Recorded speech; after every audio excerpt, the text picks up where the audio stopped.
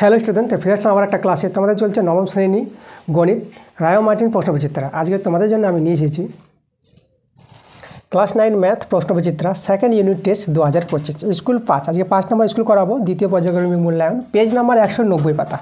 তো তোমাদের 190 পাতা যে স্কুলটা আছে 5 নম্বর স্কুল, সেই স্কুলটা আছে বারডাউন রাজ কলিগেট স্কুল। এই স্কুলটা করাবো তোমাদের। তোমার যে বইটা আছে রায় মার্টিন প্রশ্নবিচিত্রা বইটা, এই বইটা তোমরা হাতে নাও এবং বইটা খুলো, প্রশ্নগুলো বুঝো এবং বুঝে শুনে একসঙ্গে আমার সঙ্গে অঙ্কগুলো করো। প্রশ্ন বুঝতে হবে, প্রশ্ন বুঝলে তোমরা অঙ্ক সহজে বুঝতে পারবা, কোনো অসুবিধা হবে না তোমাদের। তো আমরা তাড়াতাড়ি করে আজকের ক্লাস শুরু করে দেবো। তোমরা তাড়াতাড়ি করে ভিডিওতে লাইক করে দাও, ভিডিওগুলো বন্ধুদের কাছে শেয়ার করে দাও। তো চলো আজকের ক্লাসের অঙ্কগুলো আমরা সহজভাবে বুঝে নিই। দেখো 1 নম্বর প্রশ্নটা এখানে বলেছে ক্রয় মূল্য ও বিক্রয় মূল্যের অনুপাত দেওয়া আছে 10:11। ঠিক আছে, ক্রয় মূল্য হচ্ছে 10 আর বিক্রয় মূল্য হচ্ছে 11। তাহলে আমাদের শতকরা লাভ বের করতে বলেছে। তো আগে তো প্রথমে লাভ বের করবো, তার জন্য আমাদের চাই ক্রয় মূল্য আর বিক্রয় মূল্য। ক্রয় মূল্য বিক্রয় মূল্য জানা থাকলে লাভ পেয়ে যাব। দেখো এই যে ক্রয় মূল্যকে আমরা কি বলবো, সিপি বলবো। সিপি হচ্ছে কস্ট প্রাইস, ক্রয় মূল্য। তো ক্রয় মূল্যকে আমরা 10x ধরে নেব, এই যে অনুপাত থেকে 10x ক্রয় মূল্য। আর এসপি হচ্ছে সেল প্রাইস, বিক্রয় মূল্যকে তোমরা সংক্ষেপে এসপি লিখতে পারো। তাহলে এসপিটা কি আমাদের 11x। এই যে আমাদের ক্রয় মূল্য 10 আর বিক্রয় মূল্য 11 ছিল, তা আমরা অনুপাত থেকে ক্রয় মূল্যকে 10x ধরে নিলাম আর বিক্রয় মূল্যকে, ঠিক আছে, যেটা এসপি, ঠিক আছে, সেল প্রাইস, সেটাকে আমরা 11x ধরে নিলাম। তা আমাদের লাভ হয়ে যাবে প্রফিট। ঠিক আছে, লাভকে আমরা পি বলবো। পি হচ্ছে আমাদের প্রফিট থেকে আমরা পি নিয়ে নেব লাভ। তা লাভটা কত হবে, এই যে 11x থেকে 10x বাদ দিয়ে দাও, তাহলে আমাদের কত হবে, x টাকা লাভ। এবার শতকরা লাভ বের করতে বলেছে। দেখো শতকরা লাভ কী করে পাবা, যে টাকা লাভ হবে সেই টাকার উপরে থাকবে। এবার লাভ হয়েছে ক্রয় মূল্যের উপর। লাভ হয় সবসময় কার উপর, ক্রয় মূল্যের উপর। কারণ কোনো জিনিস কিনবা তারপরে তুমি লাভ করবা। তাহলে দেখো এত টাকা লাভ হয় এত টাকা, তাহলে ক্রয় মূল্যটা চলে আসবে এখানে। আর শতকরা বের করতে বলেছে, তার জন্য 100 দিয়ে গুণ করে দেবা। ঠিক আছে, লাভ বাই ক্রয় মূল্য ইন্টু 100, এইভাবে আমরা শতকরা লাভ পেয়ে যাবো। এক্সেস কেটে দাও, 0 কেটে দাও, আমাদের কত থেকে গেল, এই যে 10 থেকে গেল। তাহলে 10% আমাদের শতকরা লাভ। তো দেখো 10% আমাদের অপশানে আছে। আচ্ছা, পার্সেন্টে দেয়নি, শতকরা লাভ কত টাকা, তো শতকরা লাভ হচ্ছে এই যে 10 টাকা। তো এটা আমাদের আছে ডি নাম্বার অপশানে। তো অ্যান্সার আমাদের 2 নাম্বার। 2 প্রশ্ন থেকে বলেছে এবিসিডি সামুদ্রিকের কোন বিএডি সমান কোন এবিসি হলে তাহলে এবিসিডির সামুদ্রিকটি কীরকম সামুদ্রিক হবে। দেখো আমরা সামুদ্রিকটা আয়তক্ষেত্র হবে, এই জন্য আমরা নাম দিয়ে দিলাম এবিসিডি। কেন আয়তক্ষেত্র হবে সামুদ্রিকটা, দেখো কারণ এখানে কোণ এই যে বিএডি মানে এই কোণটার সঙ্গে কোণ এবিসি এই কোণটা সমান আছে। ঠিক আছে, এই দুটো কোণ সমান হলে পরে দেখো এই যদি 90 ডিগ্রি হয় তাহলে এও হবে আমাদের 90 ডিগ্রি, তারপর দুটো কোণ সমান পাবো। ঠিক আছে, মানে 90 ডিগ্রি কেন হবে, দেখো সামুদ্রিকের এই যে একই পাশে যে দুটো কোণ সেই দুটো কোণের যোগফল হয় 180 ডিগ্রি। তাহলে দুটো কোণ সমান বলতে 180 ডিগ্রি অর্ধেক 90 ডিগ্রি পাবো। তাই দেখো তো এটা সামুদ্রিকের একটি কোণ যদি 90 ডিগ্রি হয়ে যায় তাহলে সেই সামুদ্রিকটাকে আমরা আয়তক্ষেত্র বলতে পারবো। তাহলে আমাদের সামুদ্রিকটা কী হয়ে যাবে, আয়তক্ষেত্র। এই দুটি কোণ সমান যদি হয়, আমাদের প্রশ্ন বলে দিয়েছি দুটি কোণ সমান, তাহলে আমাদের অপশনটা হয়ে যাবে সি নাম্বার, যেটা আমাদের আয়তক্ষেত্র বলেছে। অ্যান্সারটা হবে আয়তক্ষেত্র। দেখো 3 প্রশ্নটা বলেছে আমাদের 3টি বিন্দু দেওয়া আছে 3,0, -3,0 আর 0,3।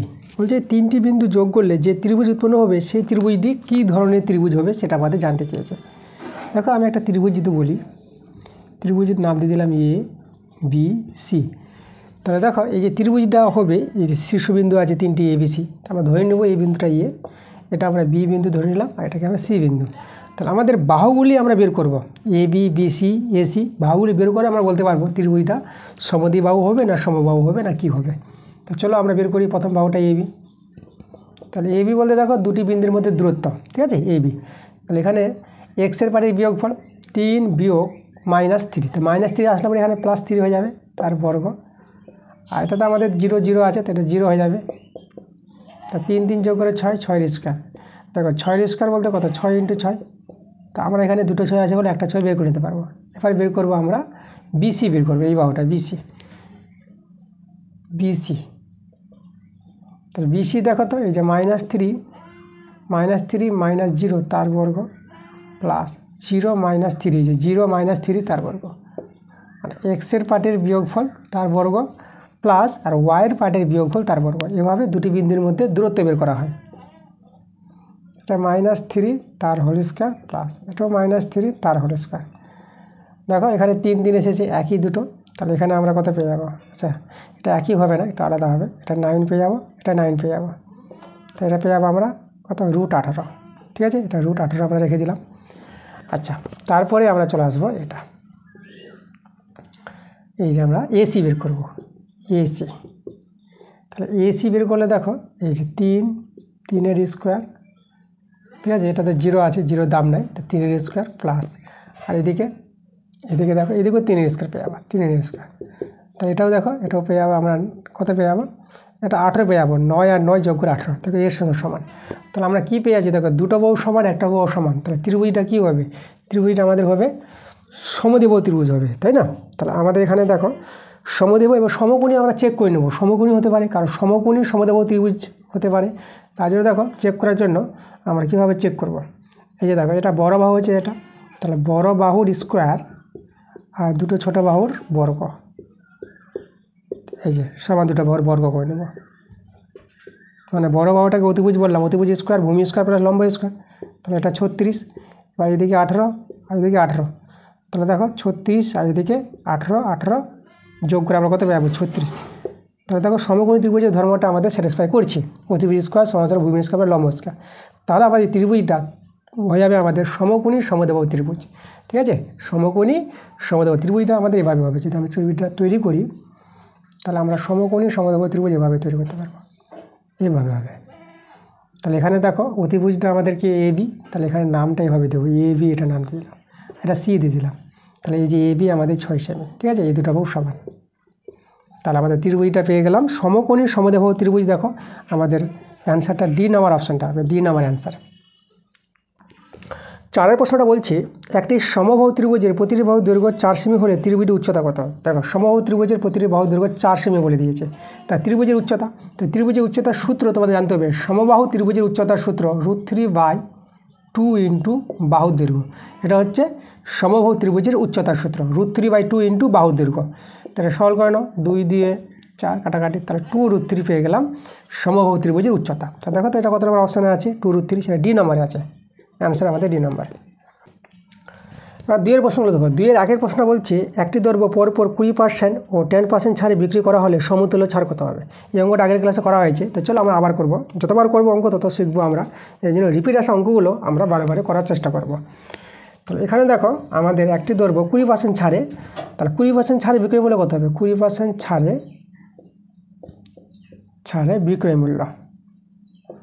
বিক্রয় মূল্য।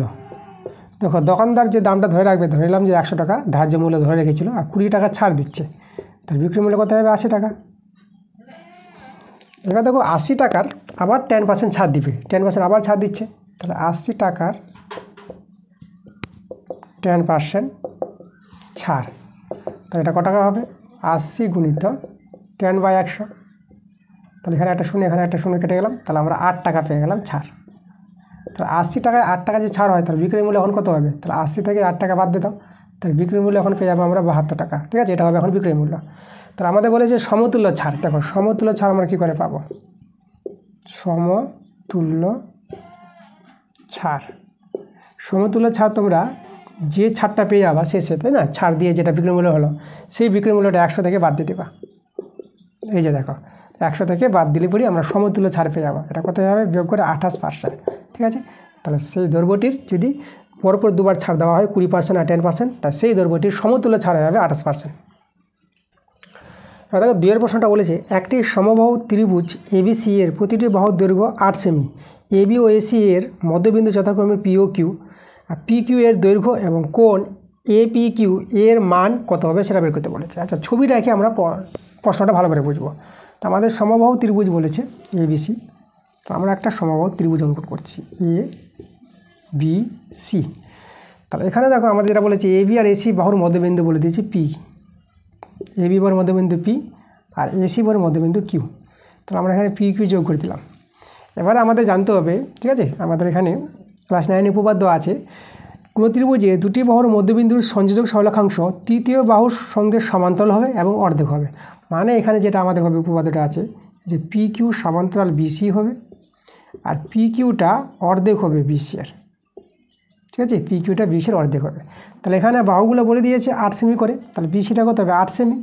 তাহলে আমাদের দেখো তো পিকিউর মানটা পেয়ে যাবো হাফ ইন্টু বিসির জায়গায় 8 বসিয়ে দেবো, 8 করে 4 সেমি। তাহলে পিকিউর মানটা কত পেয়ে গেলাম 4 সেমি। আমরা একটা অ্যান্সার পেয়ে গেলাম। ঠিক আছে, এই যে পিকিউ দৈর্ঘ্য বলেছিল, পিকিউ দৈর্ঘ্য 4 সেমি।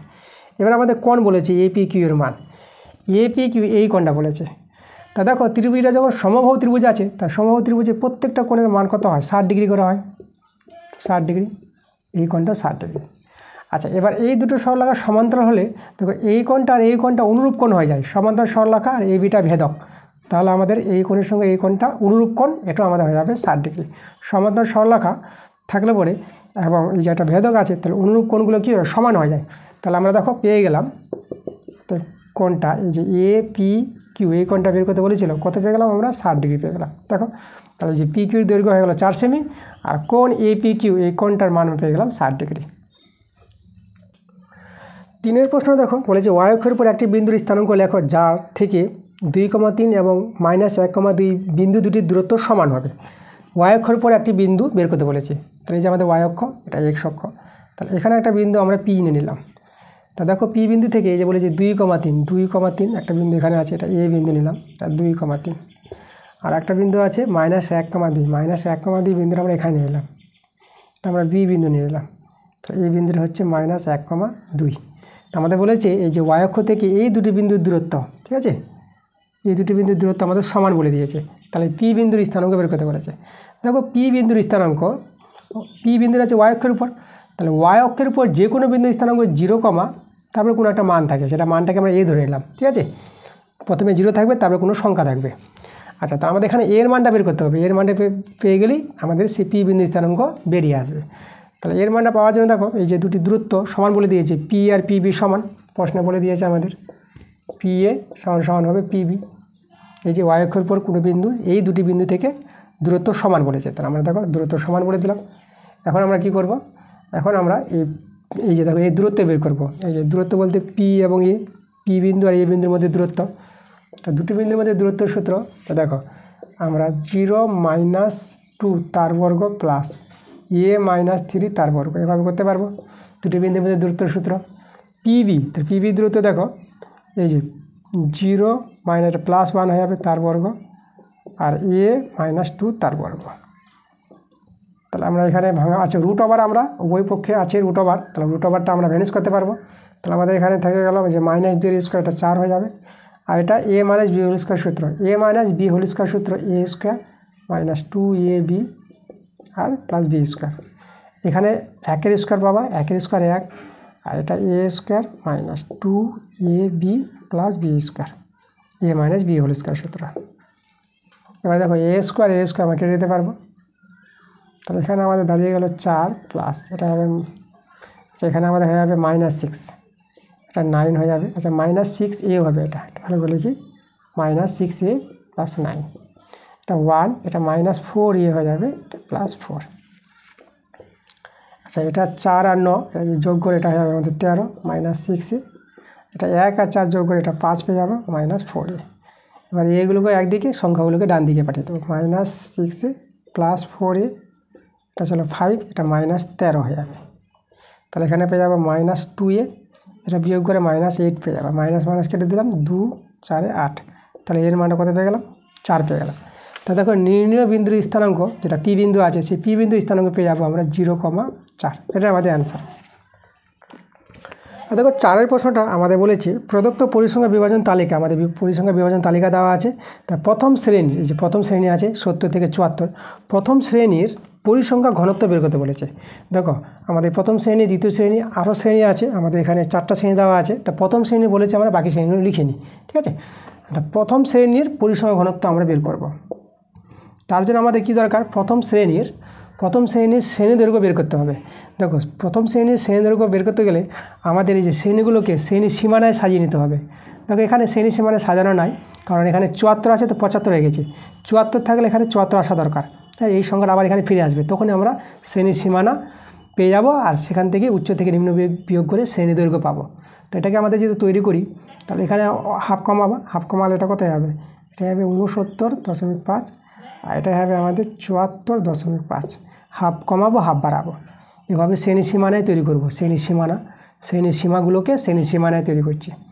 একইভাবে এখানে এটা হাফ কমায়, তাহলে এটা 74.5, এটা হাফ বাড়াবো, এটা হবে আমাদের দেখো 79.5। তা লক্ষ্য করো তো এই যে 74.5 এবার এখানে আছে, এবার এখানে আছে, ঠিক আছে। এই যে দুটো সমান হয়ে গেছে, এখন আমাদের শ্রেণীর সীমানা হয়ে গেছে। তো এখন যদি আমরা বের করি প্রথম শ্রেণী দৈর্ঘ্য, তাই না, বা শ্রেণী দৈর্ঘ্য তো সবগুলো একই হয়, তা আমরা এখানে লিখব শ্রেণী দৈর্ঘ্য।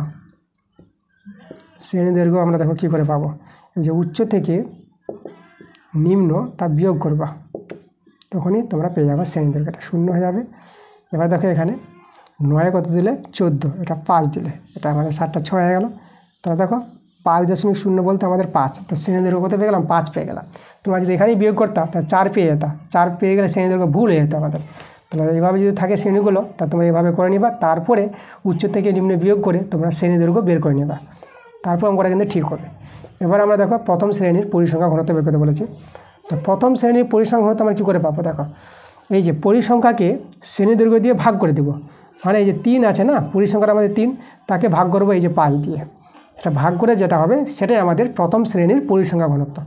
তা দেখো এটা ভাগ যদি করি আমরা, তাহলে ছোটো আছে দশমিক নিয়ে 0 নিয়ে নাও, তাহলে এখানে আমরা 5 6 30, এই যে দেখো, তাহলে আমাদের অ্যান্সারটা কত চলে আসলো, আমাদের অ্যান্সার দাঁড়িয়ে গেল 0.6। তার প্রথম শ্রেণীর পরিসংখ্যা ঘনত্ব পেয়ে গেলাম 0.6, এটা আমাদের অ্যান্সার।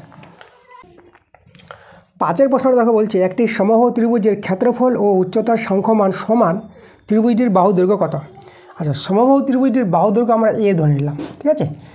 তাহলে দেখো সমবাহু ত্রিভুজের ক্ষেত্রফলের সূত্র, সমবাহু ত্রিভুজের ক্ষেত্রফল যেটা হয় সেটা হয় √3/4 × বাহুর স্কোয়ার, এটা হচ্ছে সমবাহু ত্রিভুজের ক্ষেত্রফলের সূত্র।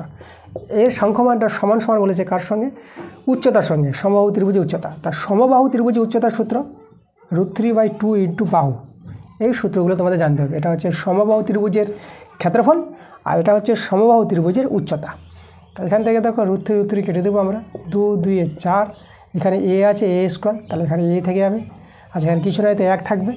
তাহলে এবার আমরা দেখো যদি আমরা দেখি কত থাকলো a/2, এইদিকে 1, এটা বর্গগুণ করে আমরা এর মানটা পেয়ে যাবো কত, 2।